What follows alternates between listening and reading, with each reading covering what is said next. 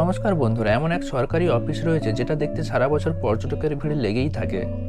Office থেকে দূরে ছুটি কাটাতে মানুষ বেড়াতে বার হন। সেখানে একটা সরকারি অফিস দেখতে এত মানুষ সারা বছর এখানে যে আসতে পারেন তা বেশ চমকপ্রদ। সরকারি অফিস শুনলেই একটা কর্মব্যস্ত দিনের কথা মাথায় আসে। সেখানে বেড়ানো থাকে না, আনন্দ করা থাকে না, অবশ্যই কর্মব্যস্ততা থাকে। আর থাকে নিজের দায়িত্ব সঠিকভাবে পালন করার তাগিদ। সে সরকারি হোক বা বেসরকারি, অফিসের প্রাত্যহিক জীবনযুদ্ধ থেকে কিছুটা সময় বার করে মানুষ বেড়াতে যান। নিজেদের আবার বুক ভরা অক্সিজেনে পূর্ণ করে কাজের জীবনে ফিরে আসেন। কিন্তু অফিস থেকে ছুটি নিয়ে বেড়াতে এসে যে কেউ সরকারি অফিসের সামনে এতটা সময় কাটাতে পারেন তা হায়দরাবাদে গেলে বোঝা যায়। হায়দরাবাদের জাতীয় মৎস্য উন্নয়ন বোর্ডের সদর কার্যালয় কেন্দ্রীয় সরকারি একটি ভবন, যেখানে কেবল মৎস্য উন্নয়ন সংক্রান্ত কাজ চলছে সারা বছর ধরে। প্রতিদিন সেখানে আধিকারিক কর্মচারীরা সময়ে হাজির হন, ছুটি হলে বাড়ি ফেরেন।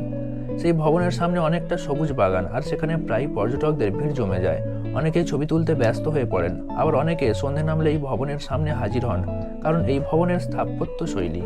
এই সরকারি ভবনটি তৈরি করা হয়েছে হুবহু একটি মাছের আদলে। দূর থেকে একটা অতিকায় মাছ দেখতে পাবেন সকলে। নিখুঁত করে তা তৈরি করা হয়েছে। ভবনটির বিভিন্ন তলা রয়েছে ওই মাছের পেটের মধ্যেই। মাছের পেটের কাছে রয়েছে ভবনের প্রবেশের দরজা। সেখান দিয়ে সকলে অফিসে ঢোকেন আর বার হন, কিন্তু বাইরে থেকে তা অপরূপ। রাতে আবার এই রূপোলি মাছ বদলে যায় নীল মাছে, তখন আবার তার অন্য রূপ। স্থানীয়দের কাছে এই ভবন মাছবাড়ি নামেই পরিচিত।